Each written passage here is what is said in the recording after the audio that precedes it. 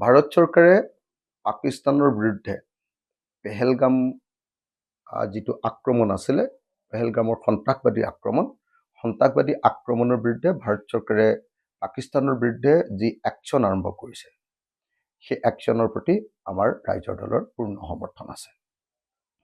আমি স্পষ্টকৈ কৈ দিব খুজিছোঁ যে ৰাইজৰ দলে ভাৰতৰ আভ্যন্তৰীণ বিষয়ত ভাৰত চৰকাৰে লোৱা নিৰাপত্তাৰ প্ৰশ্নত ভাৰত চৰকাৰে লোৱা সকলো বিষয়তে আমি সহমত পোষণ কৰোঁ।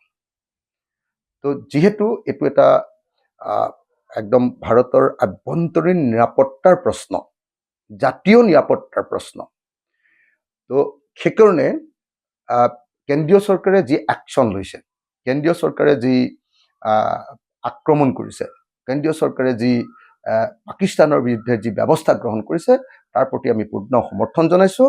আৰু এই ক্ষেত্ৰত যেতিয়ালৈকে কেন্দ্ৰীয় চৰকাৰে পাকিস্তানৰ বিৰুদ্ধে বা সন্ত্ৰাসবাদীসকলৰ বিৰুদ্ধে একশ্যন গ্ৰহণ কৰি থাকিব, তেতিয়ালৈকে ৰাইজৰ দলৰ পূৰ্ণ পৰ্যায়ত সমৰ্থন আমি ব্যক্ত কৰি থাকিম। আমি ভাৰতবাসীৰ লগত আছোঁ, আমি ভাৰত চৰকাৰৰ লগত আছোঁ, আমি পাকিস্তানৰ বিৰুদ্ধে আছোঁ।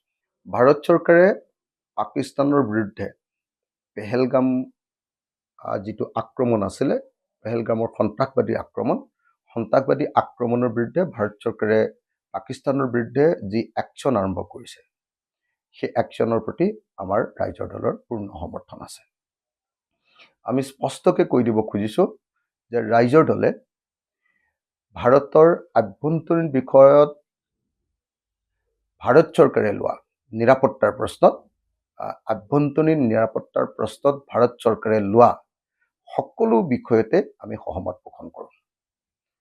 তো যিহেতু এইটো এটা একদম ভাৰতৰ আভ্যন্তৰীণ নিৰাপত্তাৰ প্ৰশ্ন, জাতীয় নিৰাপত্তাৰ প্ৰশ্ন, তো সেইকাৰণে কেন্দ্ৰীয় চৰকাৰে যি একশ্যন লৈছে, কেন্দ্ৰীয় চৰকাৰে যি আক্ৰমণ কৰিছে, কেন্দ্ৰীয় চৰকাৰে যি পাকিস্তানৰ বিৰুদ্ধে যি ব্যৱস্থা গ্ৰহণ কৰিছে, তাৰ প্ৰতি আমি পূৰ্ণ সমৰ্থন জনাইছোঁ।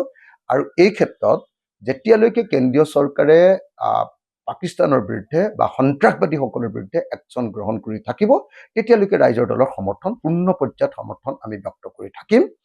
আমি ভাৰতবাসীৰ লগত আছোঁ, আমি ভাৰত চৰকাৰৰ লগত আছোঁ, আমি পাকিস্তানৰ বিৰুদ্ধে আছোঁ।